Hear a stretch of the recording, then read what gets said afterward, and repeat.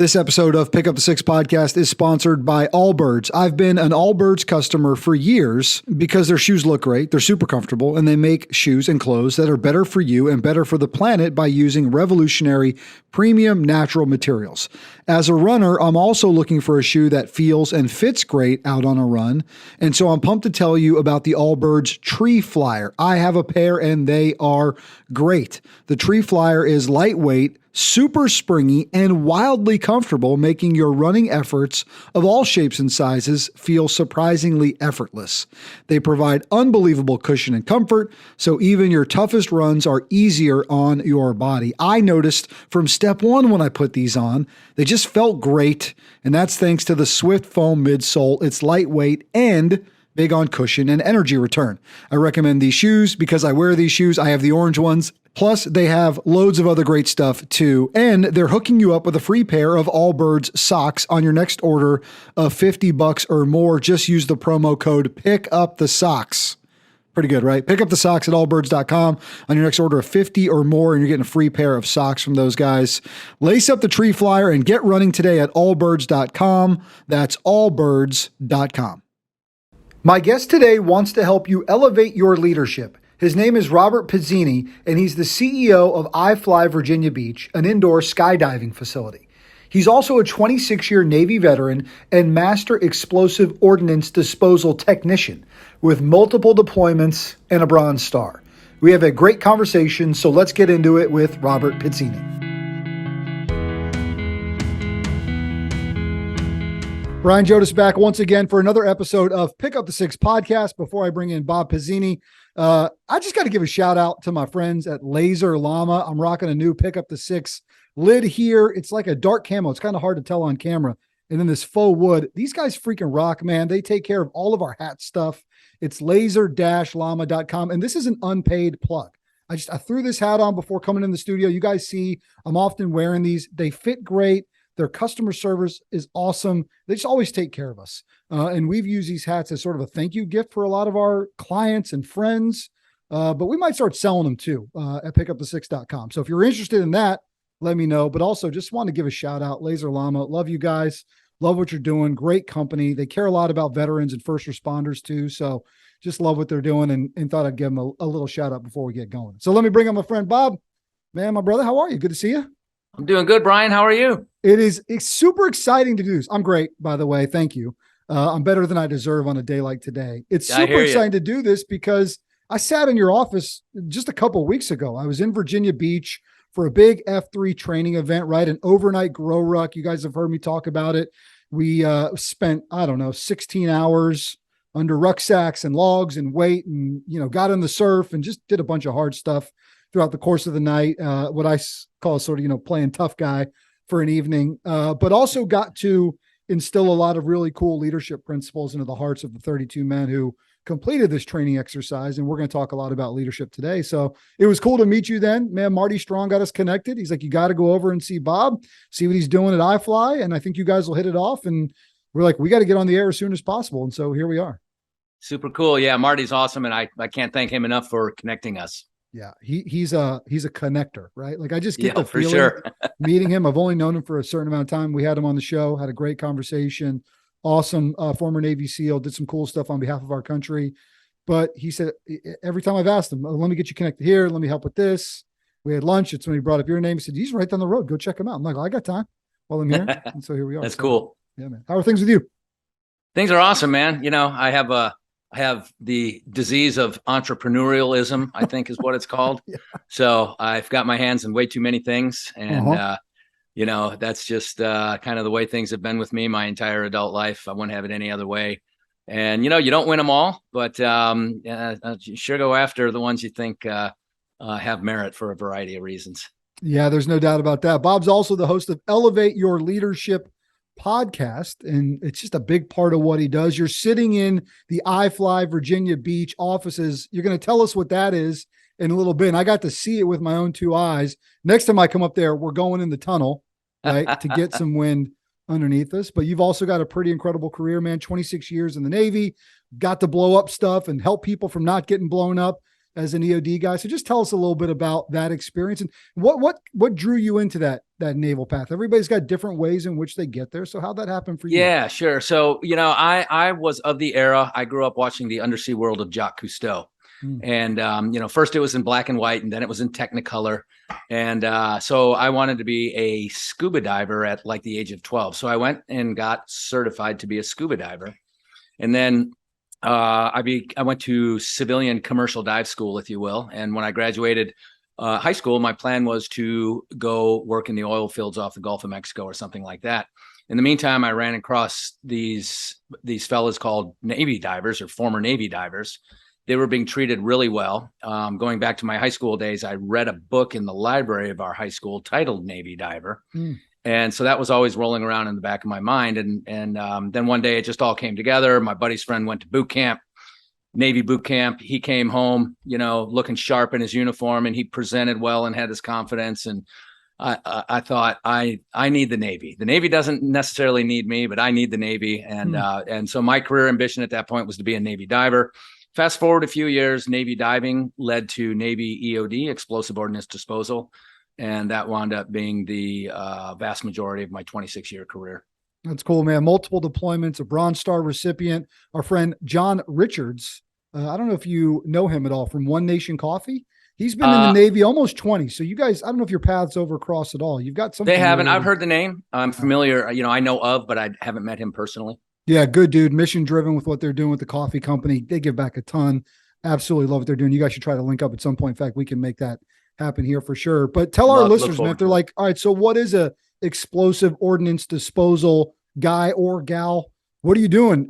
Are you wearing that cool bomb suit we've seen, right? Like, what's a day on the job like? Yeah. So much like in SEAL teams or other special operations teams, we all go to our basic training. So Navy EOD school you start out with dive school in Panama City, Florida. Then you go to EOD basic at Eglin Air Force Base. When I went to what we called phase 1 at Eglin, and then the rest of it was up at Indian Head, Maryland. But you learn all different types of ordnance, fusing, firing, functioning, safety hazards, how they're employed. And you learn to recognize those things, and then you know how to disable all these various explosive devices. So the general category of explosive devices, or the broad categories, I should say, are chemical, radiological, biological, conventional, and then something they call weapon of mass destruction, or a really, really high amount of conventional explosives, like we saw at the bombing in Beirut, Lebanon. I believe it was 93 at the barracks there. So Navy EOD technicians, we conduct all those missions to search, locate, identify, and disable, or what we call RSP, render safe, these different explosive devices. All services have EOD, explosive ordnance disposal technicians. Navy EOD are considered special operating forces in that we operate underwater, on land, and in the air, or we deploy from aircraft. We parachute, we rappel, we fast rope, we dive a really cool advanced, it's called UBA, underwater breathing apparatus. It recirculates, so it doesn't have any bubbles. It has a very low magnetic signature. So underwater ordnance can be fired by magnetic signature, by sound, by vibration, by a variety of things. So we dive a really advanced diving rig called the Mark 16 to enable us to locate and attack underwater ordnance as well. Dude, you're like underwater ninjas. Yeah. So, again, the underwater realm, the Navy owns the U.S. Navy owns the underwater realm in a variety of ways. And it's so cool and such a privilege to be a part of that. Were you exclusively working along other special operating teams? Or do you guys are you always with SEALs? Are you with other facets of the Navy? Are you crossing over and serving with other branches? Yeah, so we call maybe on some of those deployments. For sure. So we call it force multiplying. So Navy EOD is a force multiplier in that we work with everybody. So my war zone deployment, for example, my Iraqi deployment, I was assigned to an Army ODA, or Operational Detachment Alpha, right, an Army Special Forces team. Prior to that, when I was the officer in charge of a counterterrorism team based out of Guam, I was also assigned to a counterterrorism Army ODA out of Japan. However, and then I've done a lot of missions with SEAL teams, but more specifically, other EOD detachments are assigned to SEAL teams for up to a year. They do a workup cycle, then a deployment cycle, and that can take quite long. But then EOD teams are autonomous unto themselves. We have mine countermeasures teams, that was my first detachment. I was assigned to a mine countermeasure team. So we search for, locate, identify, and disable underwater mines using that diving apparatus I was telling you about. So my first tour, I was stationed in Italy. We dived all over Eastern Europe, Western Europe, Asia, the Dardanelles, the Sea of Marmama, I can't even remember what it's called. And, the Jutland up in the Denmark area and just all over the place. So, and then EOD teams also ride aircraft carriers as a deployment, and EOD teams also deploy on ESGs, expeditionary strike groups. So you got carrier strike groups and that's expeditionary strike groups. But what that means is that EOD team is on deployment with that vessel, but EOD teams deploy from that vessel to different parts of the world to do the mission. Bad guy underwater mines. What are they targeting, right? What are you saving by taking those things out? So I would say generically and probably most recognizably, the floating mine with the horns that you see in various media, those are designed to sink ships. Mm-hmm. And you have floating mines, you have moored mines, you have mines that lay on the bottom, anchored mines. There's a variety of sea mines that are really designed to take out ships, but they could also be designed to clog a channel, the Suez Canal, for example, that you could disable a ship and not even sink it in different parts of the Suez Canal or the Panama Canal. And now you've disrupted shipping or potential military movements. So mines in the maritime environment are used for a variety of reasons along those lines. It could be to just disable the running gear. You could just take out the propeller and the rudder on a vessel, and now that vessel stuck pierside, it's just no longer usable. Those are just some examples. Again, you could use underwater mines to destroy bridges and other roadways. It's just whatever the intent of whatever the strategic intent of that nation state, or in many cases, non-nation state actors, terrorist organizations, or other non-nation state bad guys that are trying to create problems. Did you see Top Gun Maverick? Oh yeah, absolutely. What'd you think? Oh, Navy guys got to love it, right? Yeah. Oh, I loved it. Absolutely. I have a former Blue Angel as a neighbor. Shout out to you, Maddie. And I'm all things Navy, and I just thought it was an incredible movie. Can you, guys, Bob's got this amazing studio. His podcast again is Elevate Your Leadership. Can you show us you've got so much cool stuff in there. Yeah. I don't know if my cameras are set up to see it. So they're pointing more on you than the cool guy stuff. Yeah. I got them all. I was sort of at awe when I was in there. Let me, there you go. There we go. That's good. You can see some of the kit up there. Yeah, there's some stuff there, and then that captures some. I got it all hanging up high, and I'm actually working on that to get more of that stuff in the camera view. Thanks for doing that for me. Let me have a little bit of fun with it as well. You talked before about being no problem. Sort of having the disease of entrepreneurship, right? Entrepreneurial disease. Yeah. Did you notice that right throughout your Navy career? When did you start thinking about, okay, look, this run isn't forever. At some point, this part of my life comes to an end. And what I've sort of talked about with a lot of veterans is sort of 2.0, what the next phase looks like. What do you want to do for the next 20? So when did you see some of that, right? Some of that sickness, I suppose, if you've got come into play. So I think part of being a Navy EOD technician, we are taught to get the mission done, make do with whatever you have. Sometimes we have everything we need. Most of the times we don't have everything we need, but that's what you got, and you have to get it done. So that's part of Navy EOD basic training, if you will, and then it's reinforced throughout the EOD tech's career. So throughout my career, we would go on projects or deployments or missions, and oftentimes what we discovered we had was not what we thought we had, and we were underprepared in some capacity. But as a team, and we always operate as a team, even if we break it down to a two-man element, we always operate as a team. As a team, it's amazing how we go through a process of problem solving, sometimes very quickly, sometimes under fire, and really accomplish the objective. So my career in Navy EOD taught me to question just about everything. It taught me to be flexible and adaptable, and regardless of the task, there's a way to do it.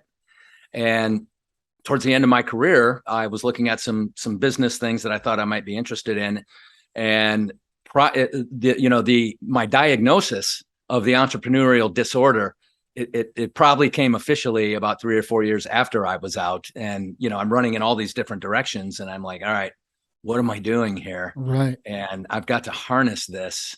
And so it developed throughout my career, and I think most Navy EOD technicians in particular, I know so many of my teammates are out and operating great businesses, and that. I mean, develops and beyond EOD. I think something like that develops in the special operations realm. You just learn to make stuff happen, and so that was the genesis of it. Yeah, that's incredible, and I think you're right. I mean, there's something to being thrust into those incredible scenarios and having to sort of make do. But I also think there's a lot of credit to, and you and I talked about this when we sat in your office a few weeks ago. And one of the things, and it's not apples to apples, don't get me wrong, but one of the things we try to instill in that weekend through that Grow Ruck experience is we're going to put the guys in the classroom for about 3 hours. We're going to hammer them with a bunch of leadership stuff, which is kind of head knowledge, right? But ultimately, you've got to convert that into heart knowledge, which is action, which is being able to call on it during moments of high stress and low vis. What are you going to do with the things that you've learned to be able to react and make sometimes those split decisions? And something about that team, man, I can't do it on my own. I just know every time I try to do it on my own, rarely does it work out. Yeah. Well, there's a saying that if you want to go fast, go alone. If you want to go far, you go with a team or a group. Yeah.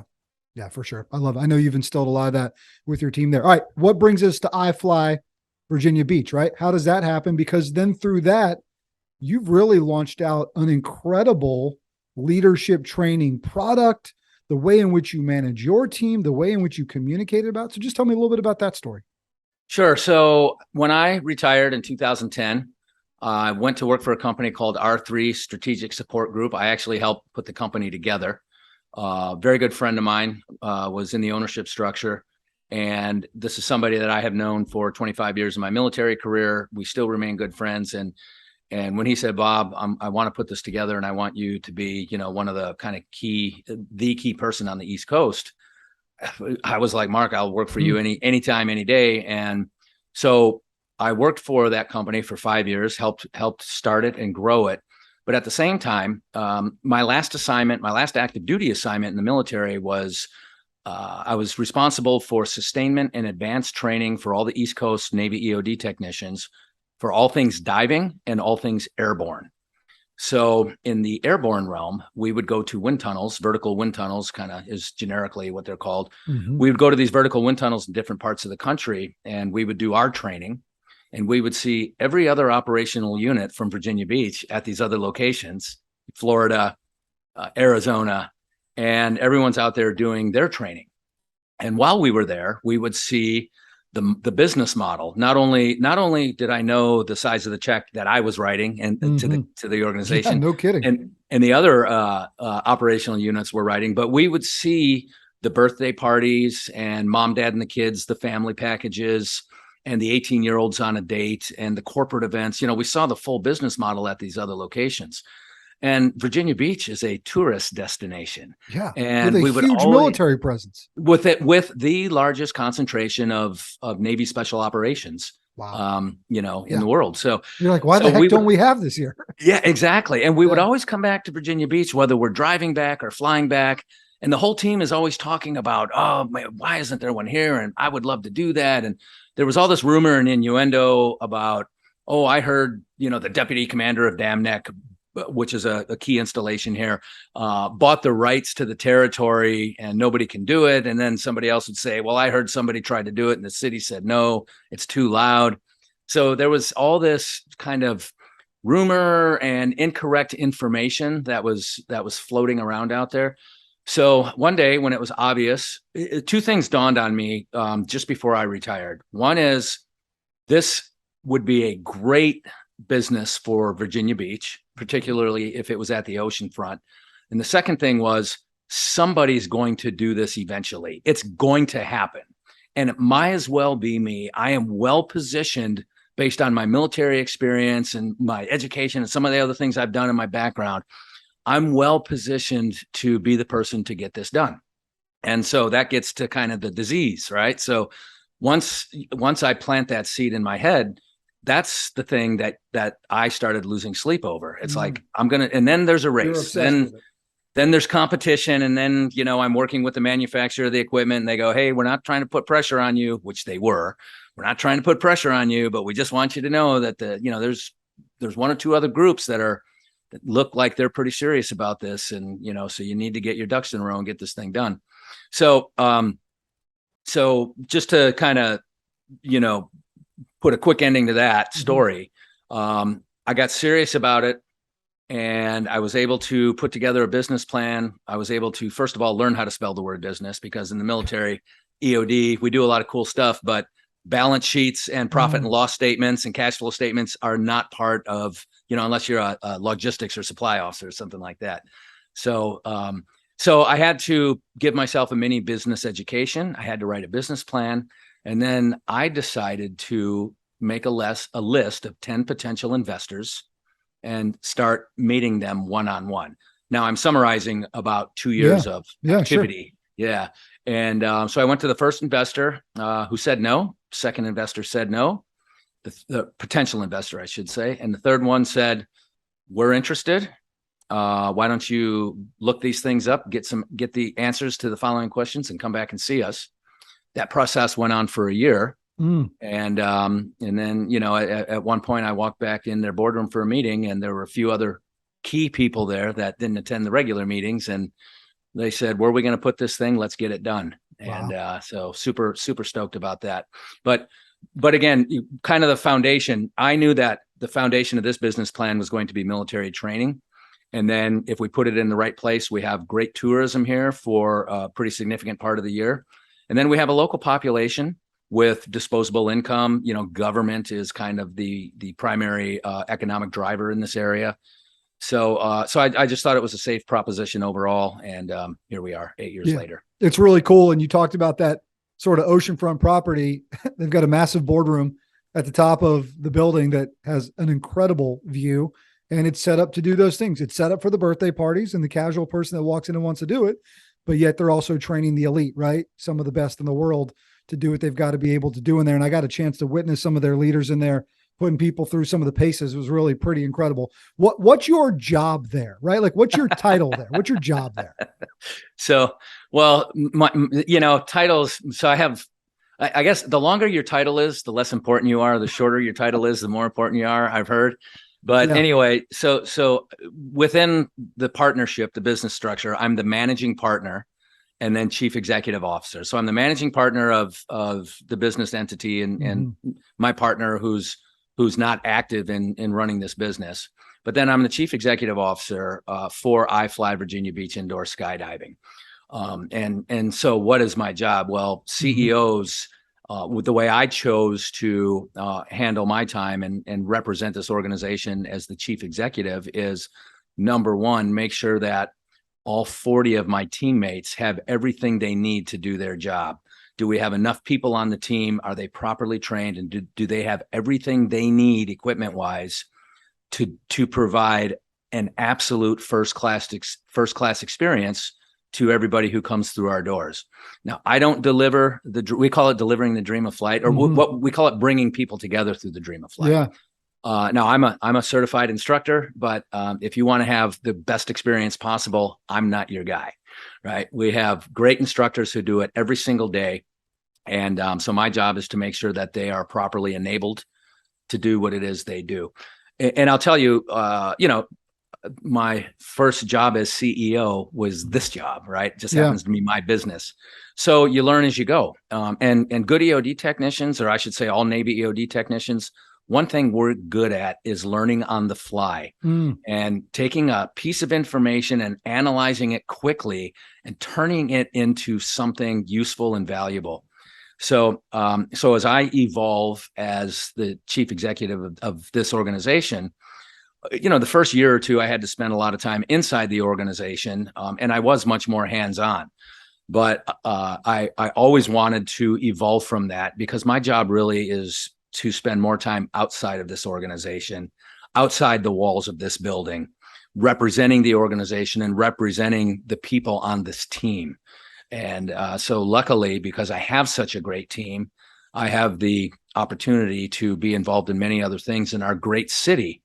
And as a result of that, this business has a great reputation. My team has a great reputation, and we are able to give back in meaningful ways to people within our city.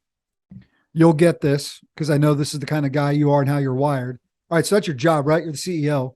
What do you actually do? Yeah. So I developed Elevate Your Leadership. I thought, oh, this would be cool. Another one of those entrepreneurial cravings, if you will.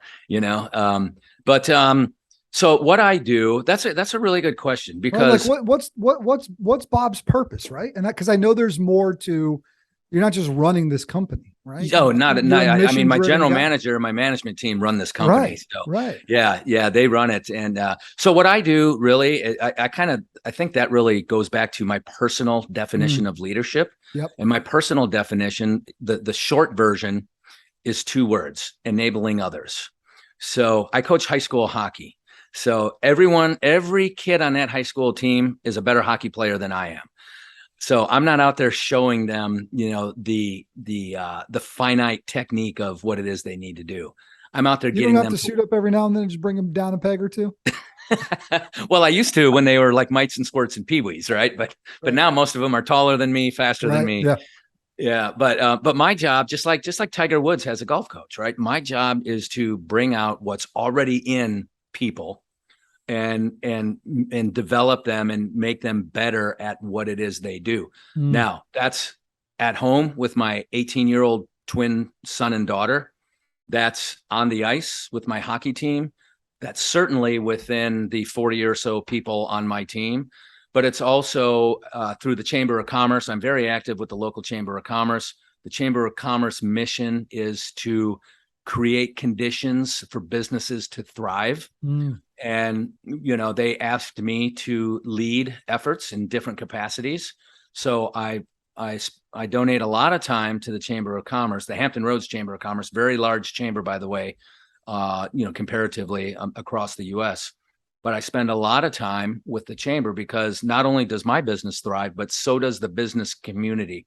And the more the business community thrives, the more my business thrives. And the other part of what I do is part of my offering in Elevate Your Leadership is I'm a firm believer in lifelong learning, physical fitness and lifelong learning. So I spend a lot of time attending courses or lectures or other things, reading books. Marty Strong, he wrote 2 awesome books that I know you're familiar with. So I spend time hanging out with guys like Marty, people who are going to make me better, stronger, faster, smarter. Yeah, grabbing from their buckets of experience and knowledge and dumping a little bit into your own. Yeah, exactly. And that's a big piece.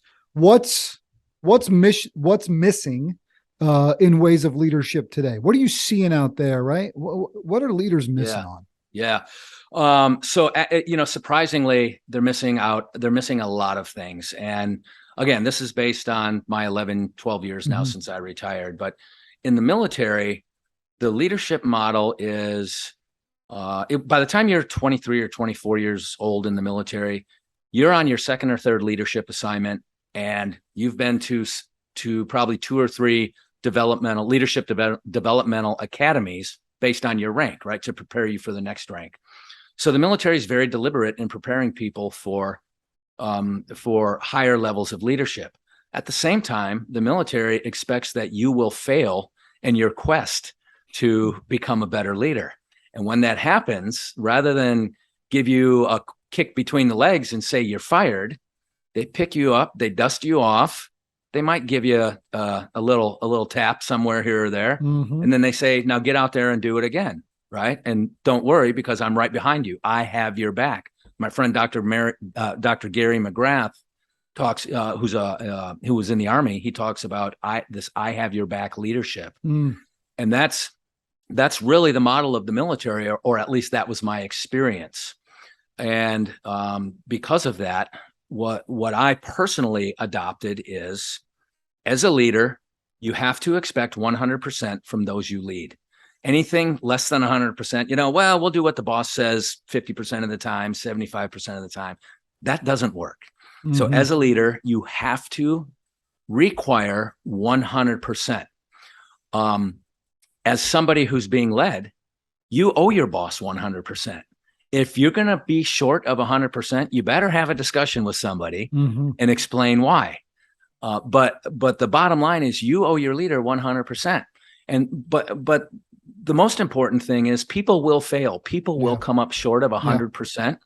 And when they do, if they own it, and if they're bought into the mission, that's where we pick you up, dust you off, and send you back out there again. In the private sector, leaders don't give people second chances so much. It's very critical. It's very strict. They don't deal with the emotion of the person. People have lives. We have wives, we have sons, we have daughters, we have parents who die, we have death in the family. We have all these things that might be on our mind when we should be at work and working. And as a leader, you can't say to somebody, well, that's not my problem. It is your problem. If that person is distracted from giving you their very best, that is your problem. And you have to address that as a leader. So I just think in the private sector, especially in small to mid-sized businesses, I think that's what's missing. And a summary of everything I just described is trust. If all those components are there, if I know that I'm going to try this, and if I fall on my face, my boss is going to say, all right, get up. What can I do to help you do that again and do better and succeed? I'm going to go for it. Yeah. But if I think that if I go for it and I don't get it right, my boss is going to fire me, then I'm not going to go for it. And so my management team, for example, I have 6 people on the management team. We've all been together for 8+ years. Two of them about 5+ years, but the rest of us, we've been together for 8+ years. The trust that we have developed and the ability to operate together, the ability to help each other with or without somebody requesting help, you just recognize areas where you can be a great teammate. Yep. That's what develops when leaders pay attention to the right things. And that's where we're at. And that's what I think is, I consult and I coach and I speak, and I hear the same thing from company to company to company. This person's been here for 15 years or 20 years. They're what I call you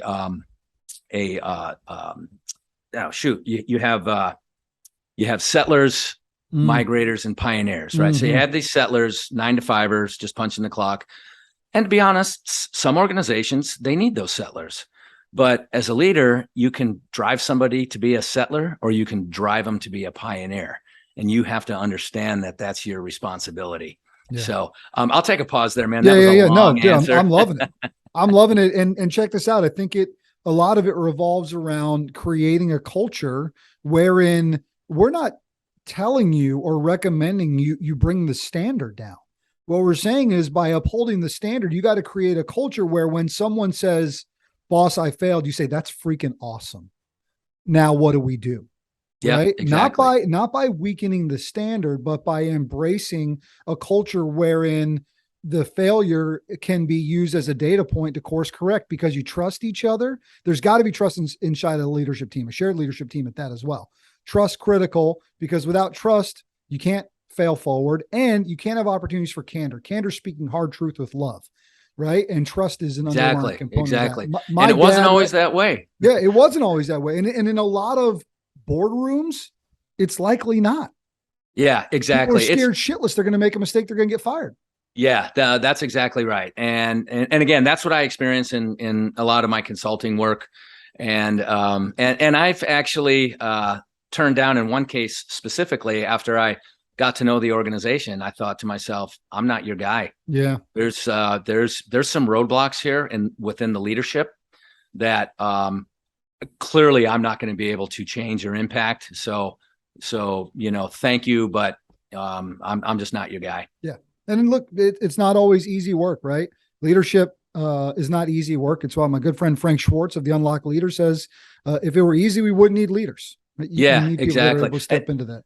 That's one of the things I always say about leadership. Leadership is not complex. It's not like algebra or, quantum physics or anything like that, but it's not easy either. Right. You have to be willing to have the tough discussion with somebody. You have to be willing to, I visited an employee in jail. I visited an employee in the hospital.